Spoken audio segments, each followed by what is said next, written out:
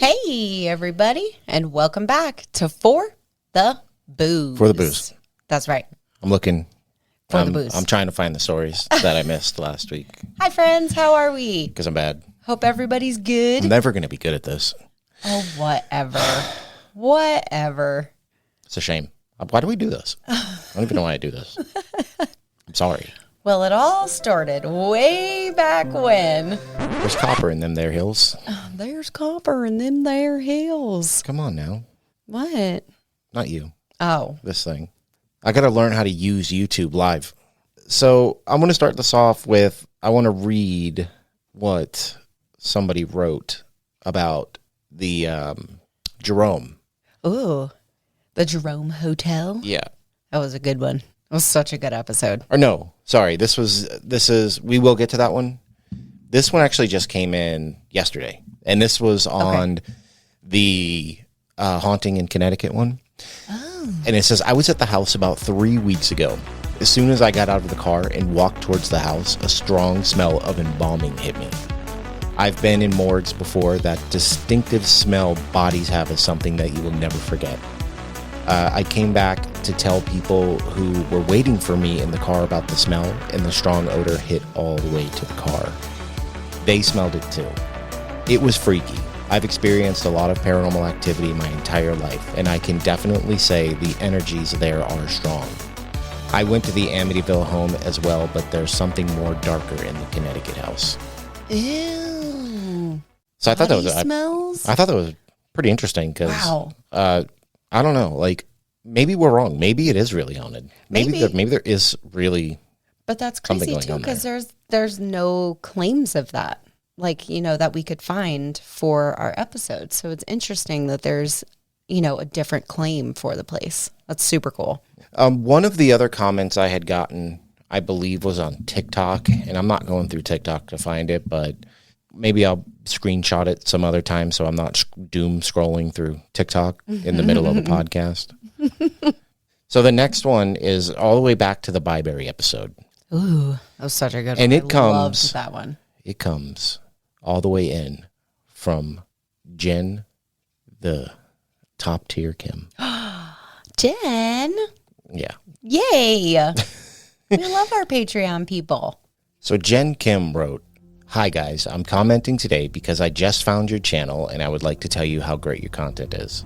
Yeah, the other reason is I know Byberry and just wanted to share my knowledge, so this might be a slightly long comment. Anyway, I lived on the main line, a part of the surrounding Philly area, from about 2005 to 2020, and was a paranormal investigator from about 06 onwards. So firstly, you could not investigate Byberry at all. We tried. We were told they did not want that kind of stigma, and they were building condos, so it was going to be torn down anyways. I would drive by every now and again, avoiding highways, cutting through neighborhoods and such, standstill traffic, never got on Highway 70, or never get on Highway 76 if you're ever in Philly. Last I saw, there was still a construction fence complete with barbed wire on top for the looters and explorers that you spoke of. The last I remember going by there was probably 2015 to 2017. Somewhere in there would be my guess. It's been a minute, and last I heard, construction still hadn't started, though I think last time I went by, the demo had, because I remember thinking, well, that's that, but for a while, all they had done was fence it off. This place has been a local celebrity, seems the wrong word, but probably most apt for the paranormal community in Philly, and a local legend to many who are not. I asked many people who were longtime residents in the area that had become friends over the years. Most just had a blanket statement like, that place is spooky or nasty or whatever, except for two friends from different circles, and neither were involved with ghost hunting. A friend who lived in the Northeast, a part of the outskirts of Philly, said you could still hear screams coming from the property from time to time, and when it was operational on hot summer days, you could smell the stench of the places you passed by. Another guy told me when the place was closed, they sent all the patients that were still left out the front gate and locked it behind them, turning them loose to wreak havoc on the neighborhood for days until the police could round them all up. Sorry this went on, but when you said something about people having possible ghost hunts there. I was like, okay, gotta stop the vid and comment. LOL, trust me, we tried. That place had the worst reputation locally in that it made the other local asylum, Penhurst, seem like Club Med. Thanks for covering this. Nobody ever does because it can't be investigated, and that's a shame. Have a good night, and I look forward to more videos from you. Now back to the video.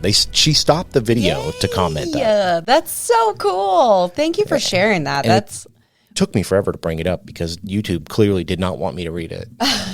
Well, it's such a different aspect too than what we found. Because she lived there, she drove by it. Yeah.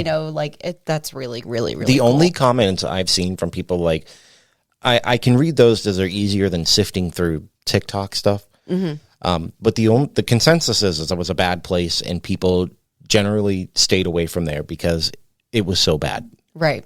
Even in its demolition or falling apart stages, nobody wanted anything to do with it. But this week we're gonna do a pretty famous one that you asked me to do. I feel like you wanted me to do it because I wasn't going to be able to pronounce anything. No. We are going to travel to Mexico City, to a place that I feel was probably famous before but became more pop culturally famous because of Zach Baggins. And we're going to visit a place that has two different names that I've seen, the Island of the Dolls, or more aptly named, the Island of the Dead Dolls. Ooh. Now, I really thought because of how popular this place was, there would be more. There wasn't? I have no idea how this place is as famous as it is, but has such little to the story. Wow. Really? It's I've run into this problem before where I can find lots of websites talking about it. Mm-hmm. The problem is they're all just copy, paste, and repeating each other. Right. And so that's it's kind of the same exact story over and over. Yes. And you can't find all the other pieces to fit in. Yeah, so I pulled every little thing that I could from everywhere that I read. So if I did my best to try to make this sound like one complete story, but if it jumps around a little bit, I really did my best. This could have been a 10-minute episode. Wow. Yeah. No way. Yeah, I'm telling you. So I had to really dig deep for this one. Sorry. Which sucks because last week was just you said the Jerome was one of your favorites. Mm-hmm. Last week's is definitely one of mine. Okay. I really enjoyed that one. Even though I said I didn't believe in it, I think the story was great. And if anyone who just listens on podcast wants to go over to YouTube, my husband, this man right here, put 30 hours into editing, and there are news clips. Don't talk about your husband. What if he comes home while I'm sitting here? There's so much to that video, and it is absolutely amazing. It's a fun one to watch. It really is. There's the visual aid of it, in my opinion, and not just because I make them, but it makes it better because... Oh, absolutely. You're not just... if I find articles or pictures... videos, I put them in of the actual places, people that we talk about, it's in there and you get to see it. My favorite part of last week's video wasn't even about the video. It was about the things that happened in 1986. Mm-hmm. And the only way you really get to experience that, I mean, you can listen to it on the podcast, but it's better if you watch it. It is. It really is. Sad though. But we're going to start this Island of the Dead Dolls. Okay. Let's do it. And we're going to get into this. There's going, in Spanish listeners, I'm so sorry. I'm going to do my best. I do not speak your language, and I'm going to try, so I apologize. Now, if you've ever seen the horror movie Child's Play, then you've probably never looked at dolls the same way again. While dolls can feel creepy to those who watch horror films like this, most people don't worry that a doll is actually going to harm them. However, a few people have an intense and irrational fear of dolls. This fear, called pediophobia, can be triggered by popular culture, horror movies, or another traumatic event even loosely related to dolls. Wow. A fear of dolls, or pediophobia, is considered an anxiety disorder known as the specific phobia. Pediophobia is a type of automatonophobia. Oh. Yep, sure, why not? That was a big word. Which is a fear of inanimate objects that appear human, or a fear of anything that simulates a real human being. So it's kind of like clowns, like people's fear of clowns. I get that one. Well, I get this one. So that's another part of this, right? As I had to look up nothing but dolls. Yay. That's all right. We got clown stuff coming. No. The word pediophobia comes from the Greek word paidion. I'm not Greek either, so I don't speak that one, which means little child. People with pediophobia fear interaction with dolls or other inanimate objects. Even just seeing a human-like object may cause severe panic. The reaction and response can vary significantly from person to person. Now, inanimate objects can include dolls or anything else that appears human-like, including ventriloquist dummies, wax museum statues, humanoid robots, department store mannequins, and animatronics or motorized puppets typically found at theme parks. Wow. I do have to say that, like, wax museums and like animatronics weird make me feel weird.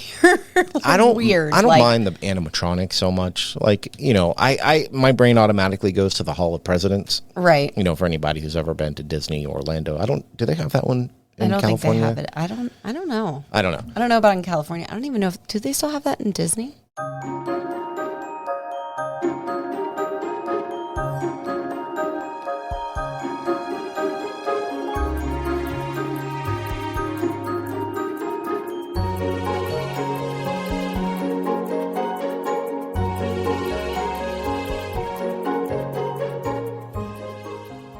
Yeah. In Florida? Oh, yeah.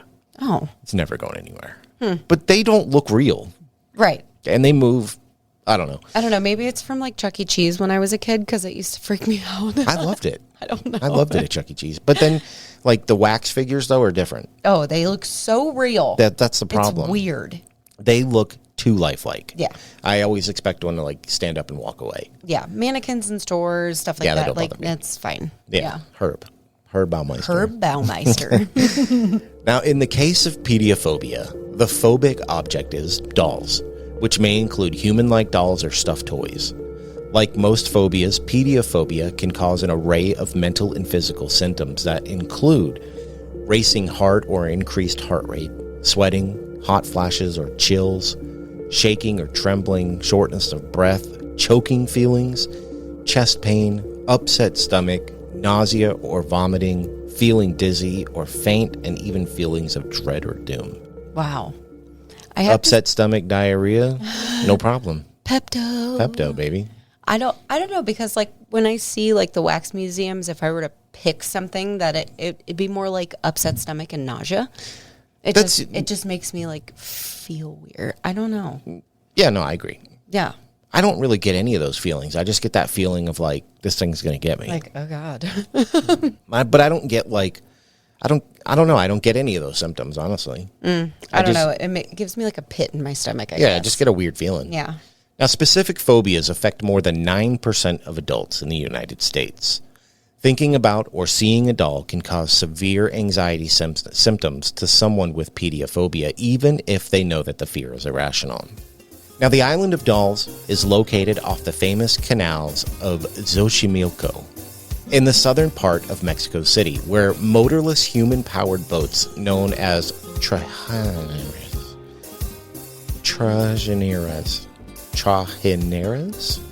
That sounds good. Little boats, brightly painted and often named, are propelled by a pole down the canal. So like kind of like you see in like Italy or exactly. Yeah. Okay. Mexico City was originally an island in a volcanic caldera lake surrounded by the Sierra Madre Mountains.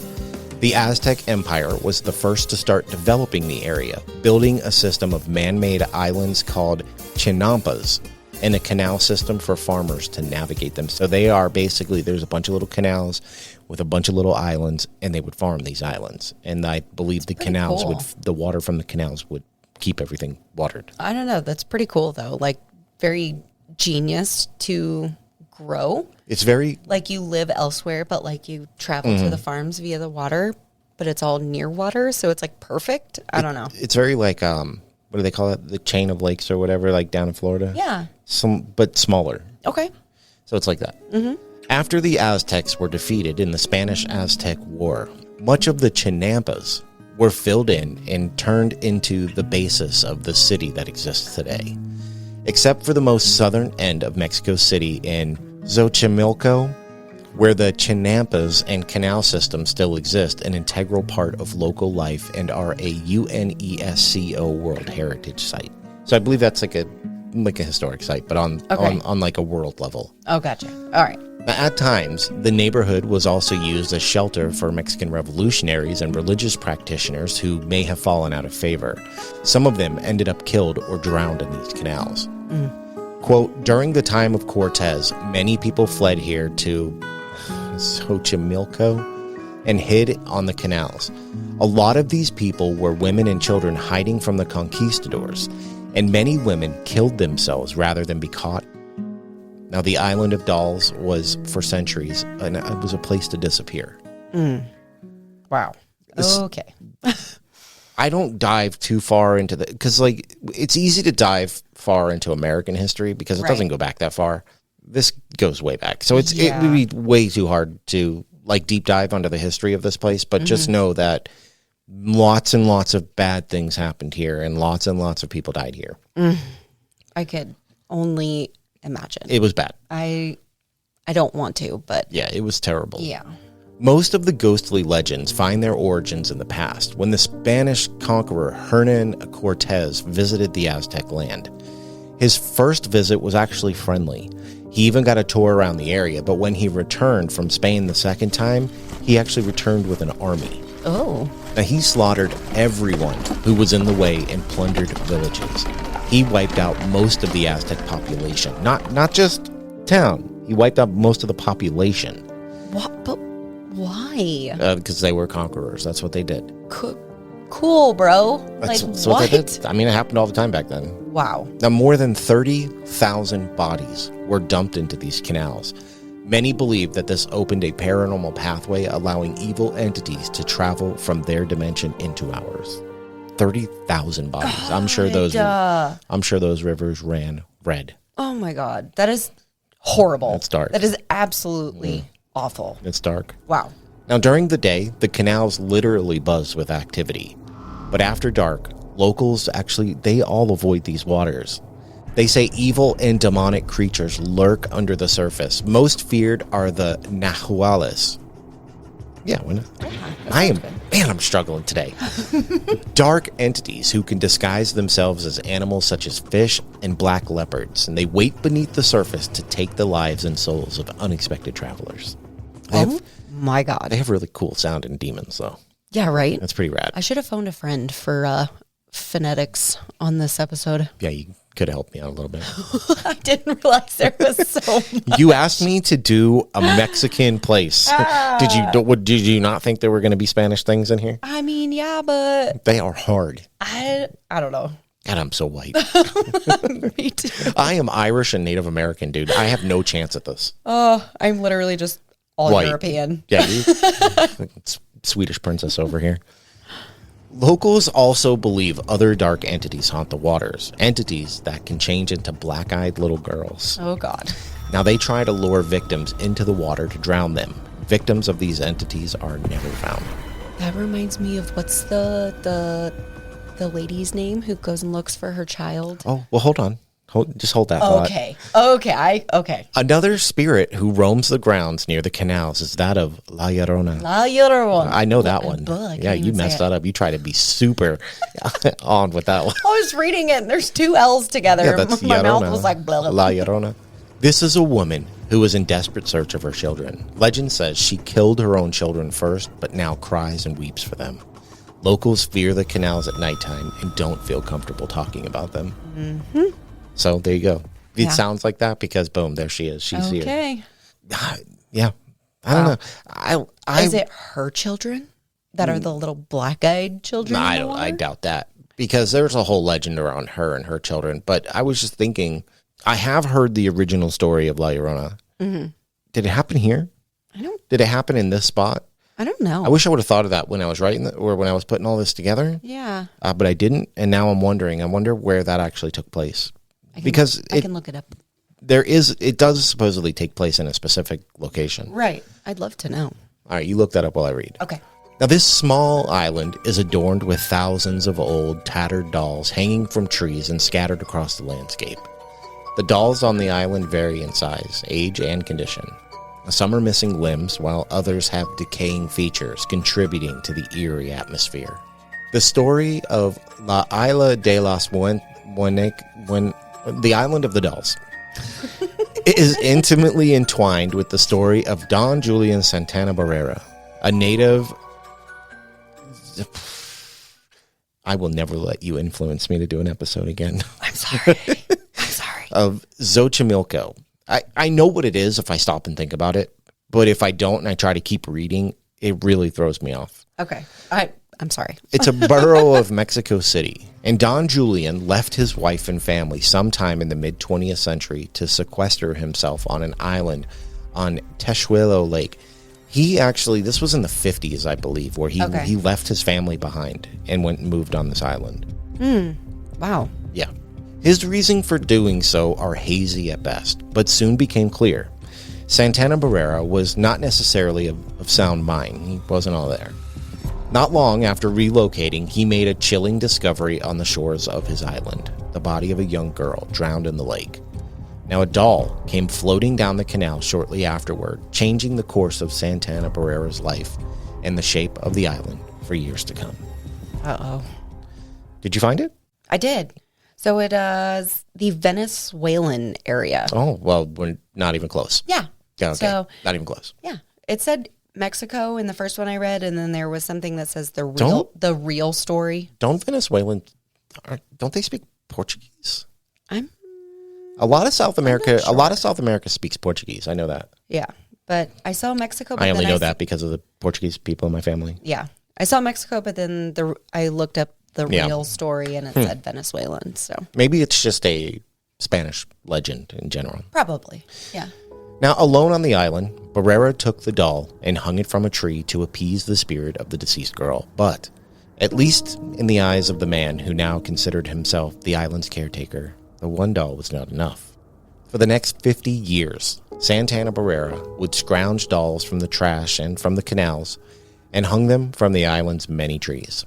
Some he'd hang whole, others in various states of disrepair, headless, torsoless, or taken apart in other ways.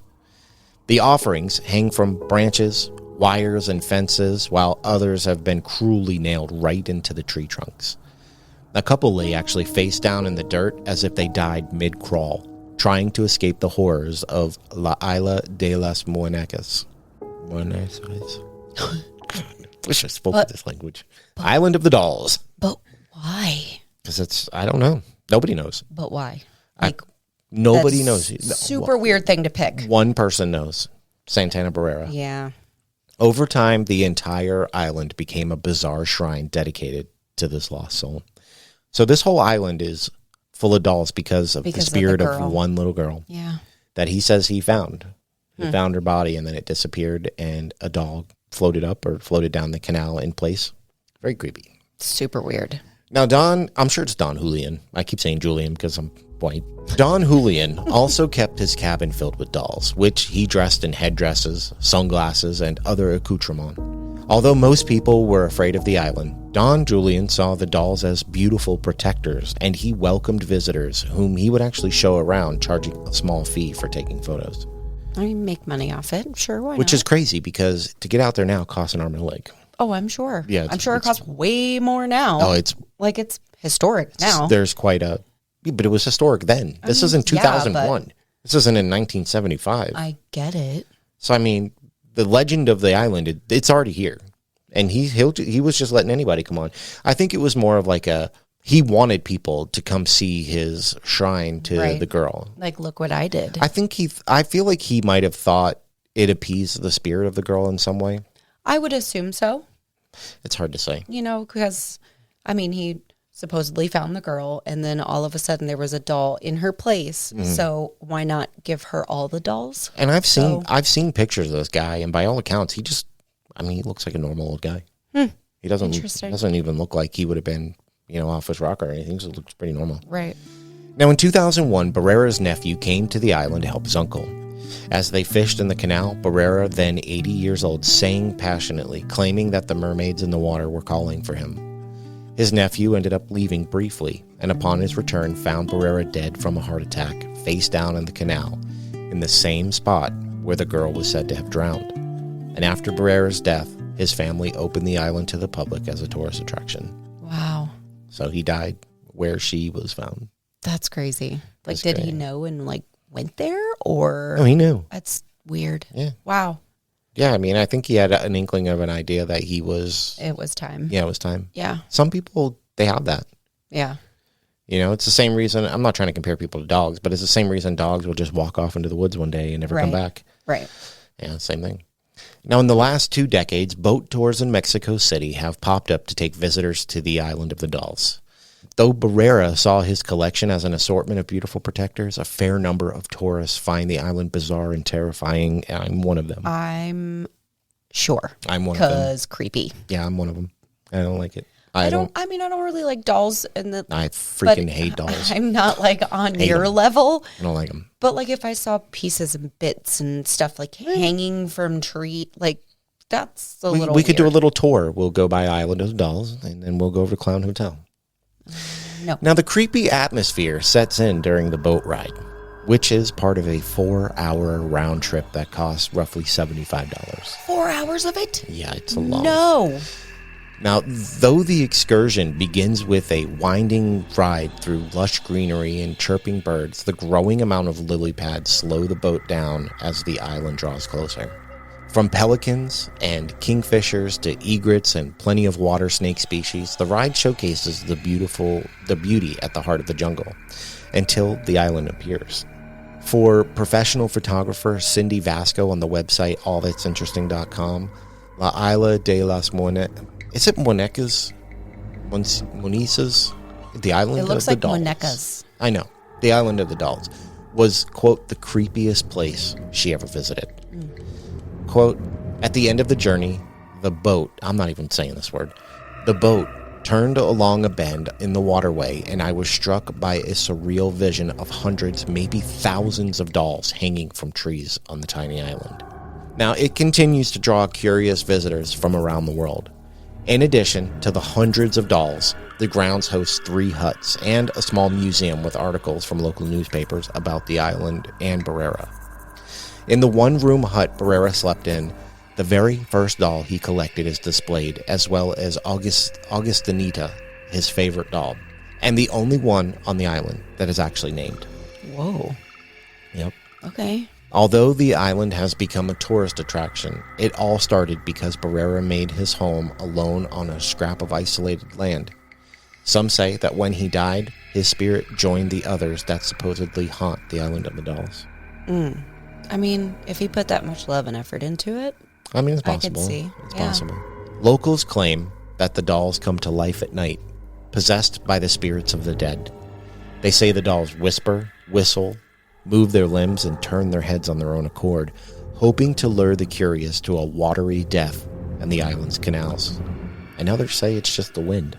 It's creepy. No. Allegedly, when Zach Baggins and his Ghost Adventures crew visited the Erie Island, one of the dolls started talking with its mechanical voice. It had clearly been up for many years, so the batteries must have been dead for a while. I remember that episode, and I actually remember this happening. Mm-hmm. And it is creepy, actually. It is very creepy. You know why? Because it's an older episode. Yeah. Yeah. When it was way better? Yeah. Yeah. It's pretty trash now.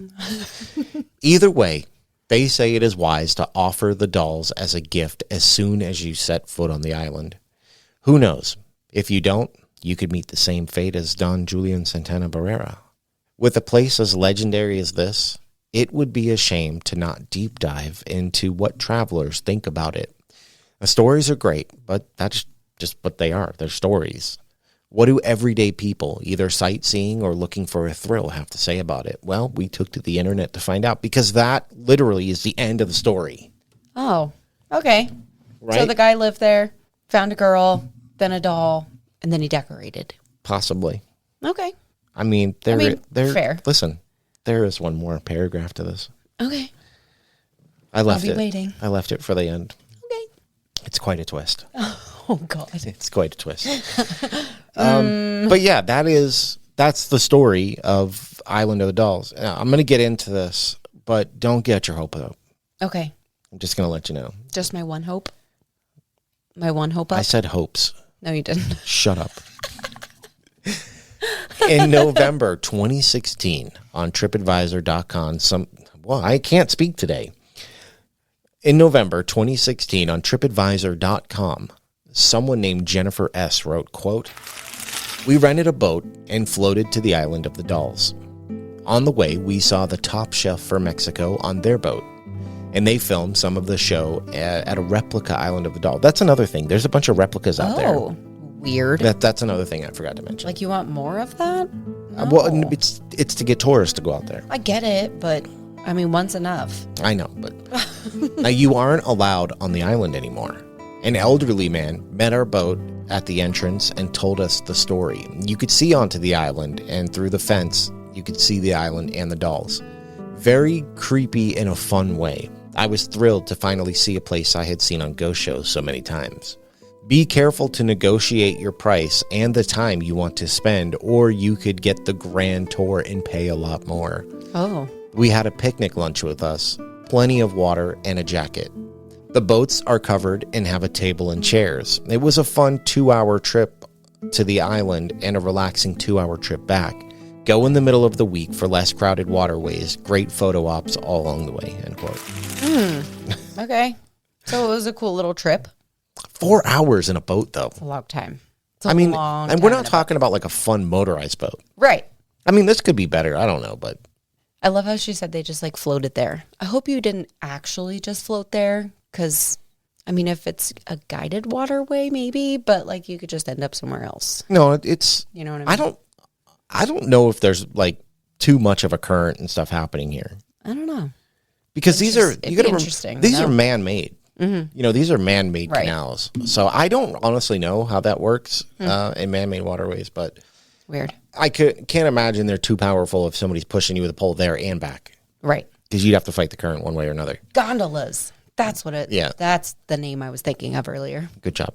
Thank you. In October 2015 on TripAdvisor.com, someone named Zoe M. wrote, quote, "This really is a must-do. There were only 4 people in my group, and we hired a boat between us, technically after closing time, just as the sun was starting to set. In many ways, it was reminiscent of an opening scene from a horror film. A group of friends with tacos and beer going to a remote haunted island with no telephone signal, in the dark. The canals are beautiful, and the journey was truly serene. You really need to allow around 4 hours for the trip and when you get on the boat to when you get back. It literally cannot be rushed. We were greeted at the island by a distant relative of the man the story revolves around. As my Spanish is poor, I relied on my Mexican boyfriend to translate. You really need to either speak Spanish or have someone with you who does. The island, wow. By the time we arrived, it was pitch black and we were the only visitors. It is packed with dolls in various stages of decay and displayed in numerous disturbing ways. It is both beautiful and unnerving. Also, there was a cat, which is always a bonus in my book. Kitty. I was delighted to discover there are toilets on the island. Beer and tacos, remember? But be aware that there are no lights. If you're going at night, take a torch. It will also help with setting up creepy photos. The only downside is that I was absolutely bitten to pieces by mosquitoes because I'm a fool who didn't think about using repellent. Don't make the same mistake. Whilst I'm sure blood-soaked swollen legs is a delightful look, it did slightly take the edge off of what was an otherwise astounding outing. Go. Wow. Okay. Swollen bloody legs. Gross. I think she may have been alluding that she was needing to go number 2 on the island. Tacos and beer? That's the way I took it. Yeah. Okay. Yeah. I mean, fair. It's pretty funny, though. It is funny. I could not imagine number 2ing on an island full of dolls in the middle of the night with no lights. No. I definitely wouldn't want to go at night. I hate that. I mean, I'd want to be like on the water and you night, gotta think, maybe, but Mexico is like, they have like lots of gnarly spiders and snakes and stuff. Yeah. And you're going in the bathroom at night? No. No, man. No. Forget that. Nope. In the dark. Nope. I love it. Love to see it. In September 2015 on TripAdvisor.com, someone named Daniel Henryson wrote, quote, "This is just creepy. On our peaceful way to the river, we see this small island with creepy dolls. I just thought my last minutes of life were counted. After I survived this experience, I thought it was kind of cool and an interesting place. End quote. Awesome. Good little trip. Got it. I feel like that's how I would feel like I'm about to die here. Oh, yeah. Absolutely. You're like, this is terrifying. And I'm going to die of heart attack. Or somebody there is going to kill me. Oh, yeah. Absolutely. It's super creepy. Oh, yeah. Now, in one last review in June 2022 on TripAdvisor.com from someone named Gabriella wrote, and I'm going to tell you, I picked this one because this sums up the majority of reviews that I found. Okay. Majority. Think about that as I read this. If I could give this place a 0, I would. As a massive horror fan, I was deeply disappointed with this place. Don't come here unless you have a Mexican friend to back you up. They sold us a 4-hour trip to the Island of the Dolls for 2,000 pesos, knowing that the original island was closed. From what we understood via Google Translate, the original island hasn't been open for a while. And then took us to a fake one. So, not only did they waste 4 hours of my life, but I also paid 2,000 pesos for something I didn't even want to see. That is my God. That is a good summarization of the majority of the reviews. Normally, these places we look at will have 4.5 stars. This one barely has 3. Oh my God. I wonder if it's a lot of people who don't speak Spanish and they just try to take advantage. Yeah, yes. Do you remember when we went to the Bahamas? Oh yeah. It's kind of like that. Okay. They know you're a tourist and they're gonna try to take advantage of you. Yeah. A lot of poorer countries will do that. Because people got to eat. Yeah. But still. But come on. This is pretty much the majority of what I read. Wow. And the fact that, I don't know if you noticed, but, all right, so this one's in 2022. Mm-hmm. And it seemed like up until about 2016, you could go on there. But then you couldn't. But people are still selling you trips to go out there, even though you can't go out there. That's rude.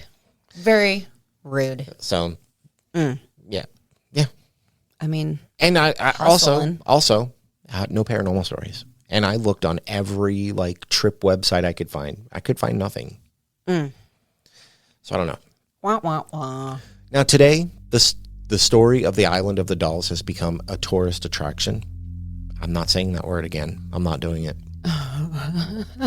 La Isla de las Muñecas. Do I sound sexy when I say it? No? Okay. Where tourists can visit the island and see the 1,500 dolls Barrera hung throughout the small island. The hut he built for himself also adorned with dolls, and finally, a small shrine he created for the original doll he found. Now, many paranormal investigators have made the 4-hour trip to spend the night and claim to have caught proof of spirits roaming the haunted island. Claims of dolls moving or laughing having been caught on camera while no batteries were found in them, along with voices sounding like young girls caught on tape, are a common occurrence. Now, a twist to the end of this haunted story. Barrera's own family claims the body of the young girl he found in the canals was never there. They claimed he imagined the whole thing. Stop. What a twist. What a twist for the end of this. Wow. It always amazes me. These places pop up on these super haunted, and you dig in and find the real stories and stuff behind it. And you went a little above and beyond than the things that I could just pull up on Google really quick. But I don't know. So here's some things turn out way better, and some things you're wow. The summarization of this is, wow, we who don't really understand the island, anybody besides Barrera who doesn't understand the island looks at it as a creepy, because it's creepy. Oh, yeah. But to Barrera, it was the opposite. It was a beautiful shrine in his eyes to the spirit of a little girl that he couldn't save. So it's all really in the eye of the beholder with this one. It's not what we think it is. It's not what all of us think it is. It's something that it looks creepy, but that's not what it was to this guy. To this guy, it was a giant, beautiful shrine. Yeah, and it is very, very creepy. Super creepy. But for him, it was a very sweet tribute to what he thought. That's exactly what it was. Was a thing. Yep. So cool. But so we've always been told, oh, this place is so haunted and there's spirits and it's evil. But then we find out that you can't find anything. it's not even that we can't even find anything. That doesn't really bother me. His own family says that he imagined the whole thing. Like his own family. Yeah, he was crazy. And we're not talking about some distant relative. We're talking about family members who, like, they were out there helping him on, like, they know him. Right. So. Okay. That's weird, right? That's super weird. Oh, good. Then I have to ask you this. Is it real? Well, Megan, when it comes to the, hold on, let me set this up right. When it comes to La Isla de las Muñecas, I probably sound like the whitest dude right now. What do you think? Do you think it's haunted? If you would have asked me before this, I probably would have said maybe, but now I'm going to say no. Okay. I don't. I think this was something this guy dreamed up and just kind of ran with it and did what he thought was right for what he thought was true. Okay. And I think the family coming out about it says a lot. Now, is it a great tourist attraction? Is it great money for the area? Absolutely. Not anymore because you can't go on there, but. But is it haunted? No, I don't think so. So what about you? Also, if you would have asked me before this, I would have said yes. But here's my thing. I do believe Mr. Barrera saw a little girl. I just don't believe anybody else would have been able to see her. I don't think it's haunted, but I think to him it was. I'm not doubting him at all whatsoever. And that's the thing is, like, this is different than what we would normally see. I don't think anybody's actually faking anything here or anything like that. This wasn't a made up story because to him it was real. Right. But it's only to him. And for that reason, I just don't think it's haunted. I think we've all viewed this island in a much different way than it was ever intended. Absolutely. Now that I know, like, what it was actually intended for, creepy as it may be. It kind of makes me feel bad. It does, yes. Because this man dedicated his life, and he was mentally unstable. Yeah, 100%. But this was his way of, I don't know, making his life beautiful.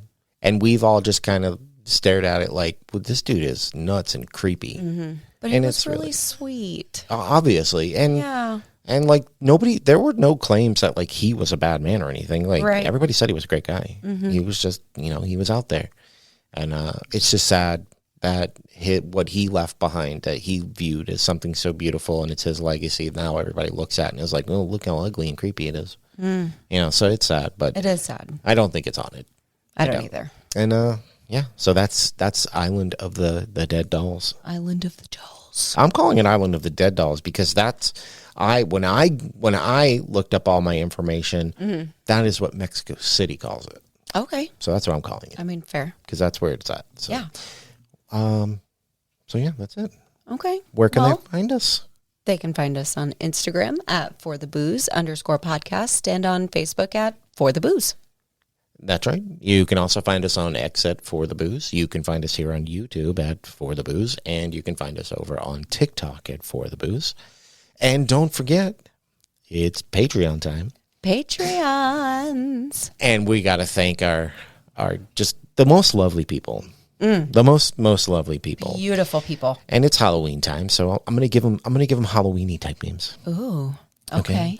We have Jen, the Count Kim. Ooh. Oh, you like that, huh? You like that one? That's a good one. Yeah, you like that one. We have Tina, the Murderous Madat. Ooh, right? I don't know why everybody's turning into killers for this one. I don't know where this is coming from. And those are our top level. Those are our the decision makers. I had to think about my own. I set the Patreon up. Jeez. Wow. What's wrong with me? Wow. And then for our producers, we have Joe, the Malevolent, the Monster, the Marauder, Mattern. Ooh. Yeah. I like it. You're doing much better this week. I know. I've been thinking about it. Of course you have. Well, dude, I struggled so hard last week, and you So just bad. stared at me like you made me feel bad. You did this. And we have Teresa. Oh my gosh, it's a ghost O'Donnell.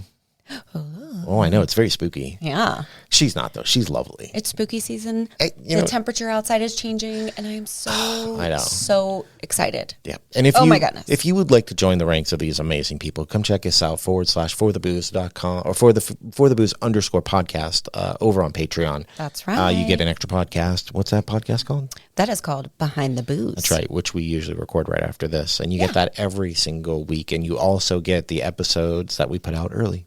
That's right. And you get to hang out with us. Behind the Boozes, little hangout sesh. Yeah, we just kind of read you ghost stories. And I talk to everybody on there. Like, as long as they talk to me, I will talk to them. Yeah, those are our people. So it's fun time over there. It is lovely. And if you are a podcast listener or a watcher of this and you'd like to help us out, please 5 stars, rate and review anywhere you listen to your podcasts. That's right. And like, comment, subscribe on YouTube. That's right. You get the history and mystery behind it all. What he said. That's right. I like how we switched up. All right. I've been pushing it forever, and you've said no. Let's go and take us out of this thing. Well, thank you, everybody, so much for listening, and we will see you in the next one. Bye. There's no way I'm ever visiting that island. No.